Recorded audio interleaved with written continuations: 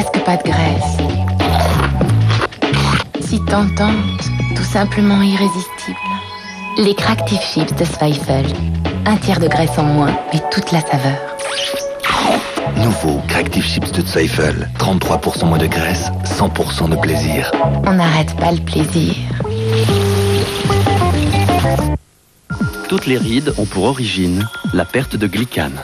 Lift Active de Vichy, premier soin à l'activateur de glycane. Comble les rides, même profondes, en un mois. Évalué par des dermatologues, testé sur 1000 femmes. Lift Active, soin profond anti-rides et fermeté. Vichy, la santé passe aussi par la peau.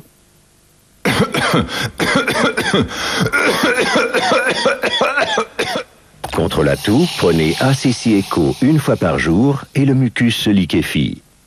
ACC Eco, seulement une fois par jour contre la toux, pour 12,25 €. Ecosol vous souhaite une bonne santé. Ceci est un médicament. Demandez conseil à votre spécialiste et lisez la notice d'emballage. Le dessert. J'essaie d'imaginer. De toute façon, ce que je pense.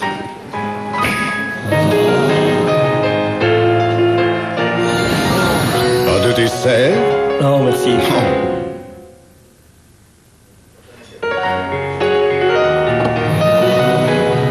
Plus raffiné que tout dessert. Création de Cahiers.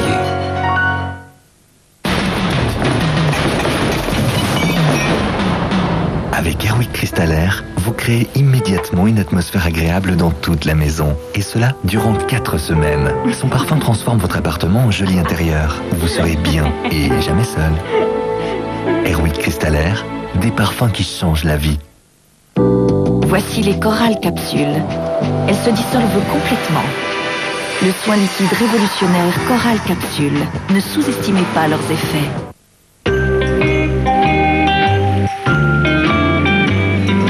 Votre droguiste est là pour vous conseiller.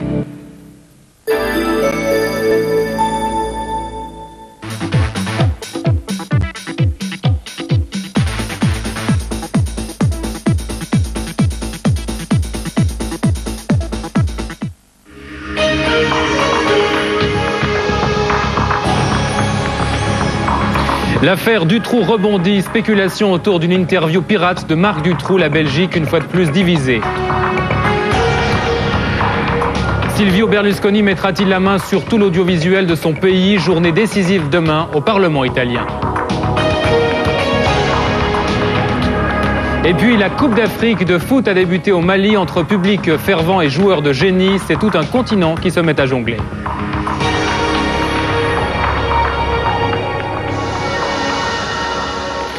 Bonsoir, bienvenue dans ce 23-15 où nous évoquerons aussi le nouveau spectacle de la compagnie Confiture à Genève, le Yaourt, une pièce avec des vrais morceaux d'amour dedans.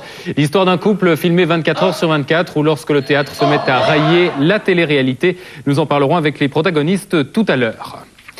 Mais pour commencer, on fait le tour de l'actualité suisse de ce 21 janvier. Elle est commentée par Olivier Colère. Nouvel incident à bord d'un avion Crossair. Un incendie s'est déclaré à bord d'un Saab 2000 qui reliait Zurich-Kloten à Luxembourg. Le feu s'est déclaré dans la cuisine de l'appareil et a pu être maîtrisé en vol. L'avion a fait demi-tour et s'est posé 20 minutes après son décollage. Les 24 passagers et 4 membres d'équipage sont indemnes. Le lieutenant qui avait donné l'ordre de frapper une recrue a été condamné à 20 jours de prison avec sursis, aujourd'hui à Coire dans les Grisons. En octobre dernier, le lieutenant avait ordonné à 13 de ses soldats de ligoter l'un d'eux à un véhicule et de lui donner 20 coups aux fesses. Une affaire qui avait provoqué un tollé au sein de l'armée. Swisscom dans le collimateur de Monsieur Prix, qui estime les tarifs téléphoniques trop élevés, en particulier la téléphonie mobile. Werner Marty trouve choquant que les Suisses doivent dépenser plus que leurs voisins pour les mêmes services. Le préposé à la surveillance des prix attend désormais une intervention de la Confédération, actionnaire majoritaire de Swisscom. L'affaire Dutroux rebondit en Belgique. On reparle d'un éventuel réseau avec des ramifications dans le pays. Du moins, si l'on en croit, de nouveaux propos tenus par Marc Dutroux, Laurent Huguenin. Oui, quand des propos, semble-t-il, explosifs sont tenus par le pédophile et assassin présumé Marc Dutroux, vous imaginez bien que ça suscite une polémique en Belgique, vous imaginez bien que ça intéresse le pays entier, surtout lorsque ces propos sont diffusés en public, à la télévision, sur une chaîne VTM, c'est le nom de cette chaîne, et dans une émission populaire, qui plus est. Et puis, à l'aide de cette petite phrase, Marc Dutroux prétend en fait ne pas être le seul coupable. Il dit « Il existe bel et bien un réseau avec toutes sortes de ramifications criminelles. J'ai entretenu, ajoute-t-il, des contacts réguliers avec les personnes qui constituaient ce réseau. Mais la justice ne veut pas enquêter sur cette piste. » Et puis alors ce soir, ce sont les circonstances justement de cette interview qui posent un tas de questions. Oui, les conditions même de la réalisation du reportage sont en fait pointées du doigt. Comment un journaliste d'une chaîne de télévision a pu accéder à la cellule de Marc Dutroux, censé, je vous le rappelle, être quand même le prisonnier le plus surveillé du Royaume de Belgique. Les portes de la prison se sont en fait ouvertes grâce à un sénateur, un parlementaire. Le journaliste a pu se faire passer pour le chauffeur de ce sénateur. On va écouter justement les propos justement du journaliste en question ou de l'un des protagonistes. Immédiatement qu'il n'avait pas respecté un article de notre déclaration des devoirs et des droits des journalistes qui en son article 4 refuse les méthodes déloyales pour obtenir des informations. Un journaliste qui souhaiterait aller réaliser simplement une interview de Marc Dutroux en prison devrait lui demander son accord et solliciter l'autorisation du ministère de la Justice. Je ne suis pas sûr qu'elle serait facile à obtenir, mais c'est la procédure normale.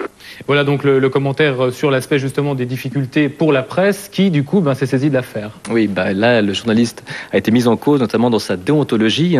On dénonce aussi un coup journalistique doublé d'un coup de pub politique pour ce sénateur qui était accompagné par le journaliste, ancien sélectionneur de l'équipe nationale belge de judo. Il était bien connu en Belgique. Certains estiment qu'il voulait couvrir de honte tout le Parlement pour mieux se démarquer. Et puis on n'hésite pas dans la presse belge à parler de manipulation. Pendant toute l'instruction, Marc Dutroux n'a jamais prononcé le mot réseau. Alors pourquoi le fait-il 5 ans et demi après son arrestation? Et puis d'autant qu'il prétend connaître des noms sans jamais les citer. Et puis alors au-delà du milieu journalistique, c'est tout le pays qui est une fois de plus divisé ce soir. Une partie de la population est en fait persuadée qu'il existe bel et bien des réseaux, et ceci depuis l'arrestation de Marc Dutroux à travers tout le pays, et puis des réseaux qui touchent le monde politique, et il y a ceux qui n'y croient pas. Alors cette interview ne fait que de relancer le débat. Ce qui fait aucun doute, en revanche, c'est que les Belges en ont véritablement ras-le-bol. Ils ne veulent plus entendre parler des affaires qui secouent régulièrement le pays. Ils attendent maintenant l'ouverture du procès Dutroux qui devrait avoir lieu environ dans une année. Merci beaucoup Laurent pour ces rebondissements en Belgique. On fait encore avec vous le tour du reste de l'actualité internationale. Nouveau drame à Goma, à l'est de la République démocratique du Congo, déjà ravagé par l'éruption du volcan Nyiragongo. Les foulées de lave ont fait sauter ce matin un dépôt de carburant entraînant la mort de 30 à 50 personnes.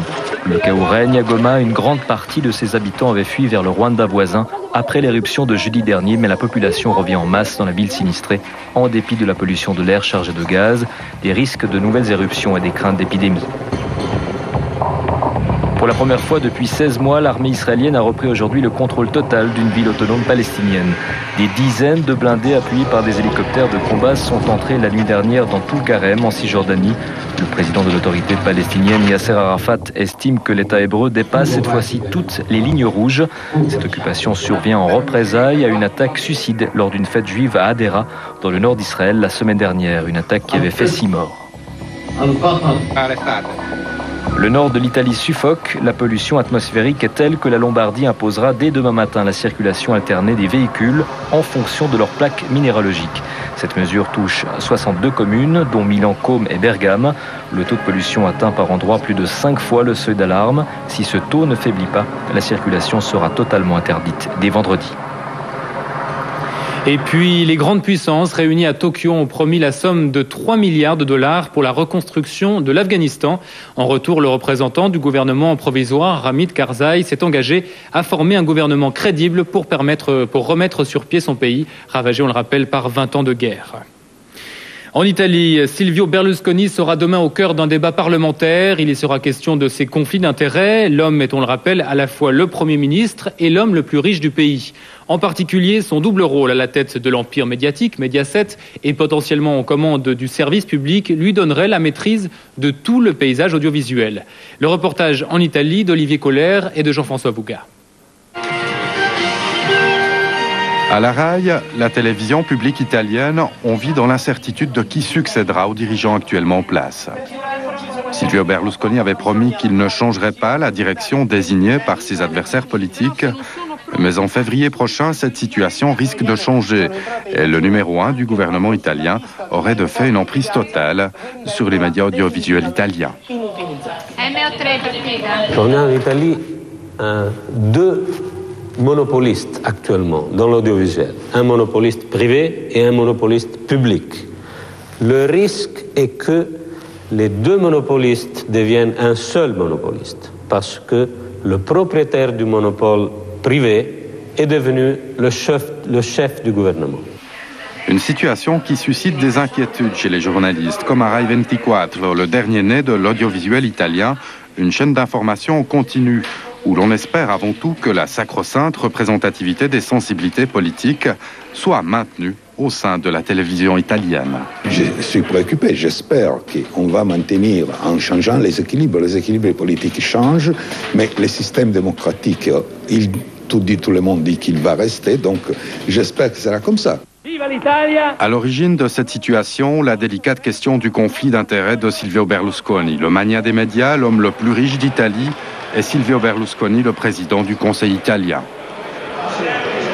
Et le conflit d'intérêts est toujours là. Il est le propriétaire d'une moitié du système de la télévision et il pourrait devenir, avec le nouveau conseil d'administration de la télévision publique, aussi l'éditeur, le représentant de l'autre moitié.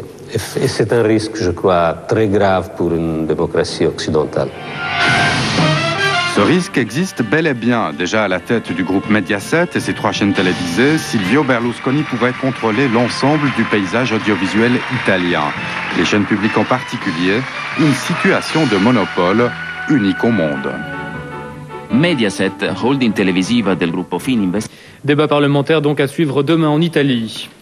Toute l'Afrique a les yeux tournés vers le Mali. C'est là qu'a débuté samedi la Coupe d'Afrique de football, autant dire un événement continental, Mathieu. Oui, la Coupe d'Afrique des Nations, c'est l'équivalent chez nous de l'Eurofoot, c'est-à-dire que c'est une compétition entre équipes nationales de foot, c'est une compétition continentale. Ce qui est assez amusant de savoir, c'est que finalement la Coupe d'Europe, l'Euro, c'est plus récent que la Coupe d'Afrique des Nations qui, elle, remonte à 1957. On joue entre équipes nationales depuis, on en est à la 23e édition de cette compétition, on joue depuis 1957. Alors au début, c'était quelque chose de tout petit. La première CAN, comme on appelle, avait 3 participants, l'Égypte, le Soudan et l'Éthiopie. Puis maintenant, c'est devenu quelque chose de beaucoup plus grand, puisque ces équipes se sont battues pour se qualifier pour cette compétition qui se déroule au Mali. Alors je vous propose de regarder une carte d'abord pour voir où c'est le Mali. Alors voilà, le Mali, c'est un de ces pays désertiques dans l'ouest de l'Afrique. Voici les 5 villes qui organiseront cette Coupe d'Afrique des Nations. Le Mali, donc un pays de 10 millions d'habitants, presque complètement désertique. Alors on va voir quelques images d'abord de la cérémonie d'ouverture qui a eu lieu samedi dans ce stade superbe, tout neuf. Alors il y a les officiels qu'on connaît bien, Sepp Blatter qui risque le coup de soleil mais qui rigole. Et puis il y a les supporters décorés et spectaculaires qui donnent au football africain ce parfum de fête tout à fait unique et exceptionnel qu'on aime beaucoup. Alors le premier match, c'était entre le Mali, l'organisateur, et le Libéria. Le premier but de cette CAN est marqué, lui, de la tête par le vieux Georges Weah, 35 ans, un de ces nombreux Africains qui a fait une belle carrière en Europe. Alors le stade de Bamako est évidemment plongé dans le silence, 50 000 spectateurs qui se taisent, mais heureusement pour les Maliens, ils marquent un but à 3 minutes de la fin du match qui leur permet d'espérer encore devant leur public pour la suite de la compétition. Alors on aime bien, franchement on aime bien ces images, on voit ces joueurs toute l'année en Ligue des Champions, sous la pluie, et puis là c'est l'occasion pour eux de jouer devant leur public, devant les gens qui les aiment, qui les connaissent, au soleil, et puis c'est un beau football, quoi. Ouais, des images spectaculaires et colorées. On s'apprête à voir aussi des actions spectaculaires. C'est qui les favoris en Afrique ? Alors on aimerait bien dire le Mali, parce que c'est toujours sympa de voir une équipe gagner devant son public. c'est toujours une facilité, c'est toujours un avantage de jouer devant son public. Donc on dira le Mali, puis on dira aussi les 5 équipes qui sont qualifiées, qui sont en Afrique et qui sont qualifiées pour la prochaine Coupe du Monde au Japon et en Corée. Il s'agit du Nigeria, de l'Afrique du Sud, du Cameroun qui détient le titre, de la Tunisie et du Sénégal. Voilà, sans trop se risquer. Ouais, donc des matchs à suivre. Nous allons tenter, nous, de retrouver jour après jour ou régulièrement des images de ces matchs. Et puis en attendant, pour faire ça depuis chez soi, on peut suivre la CAN, donc la Coupe d'Afrique des Nations, sur Internet. C'est une assez bonne solution, surtout qu'il y a des choses assez sympas sur l'Internet. On a choisi 2-3 choses. On va vous montrer d'abord le site officiel de la compétition, le site le plus officiel alors, le plus varié avec des résultats de matchs, mais aussi des infos sur les villes, sur le pays hôte. Ensuite, on va voir peut-être le site le plus complet, c'est celui qui est offert par RFI.fr. Nos collègues ont envoyé 20 journalistes sur place pour couvrir l'événement. Alors là, il y a tous les joueurs, tous les résultats, tous les buts, c'est très très complet. Le plus sympa, c'est complètement subjectif, mais c'est ce qu'on a pensé, CAN2002.com, le site, c'est un site malien fait par des passionnés et ça commence par cette très belle phrase, juste pour vous dire un petit peu ce qu'on trouve là-dedans. C'est l'histoire d'une coupe phénoménale et merveilleuse sur la terre d'Afrique. C'est le trophée qui a remué, bouleversé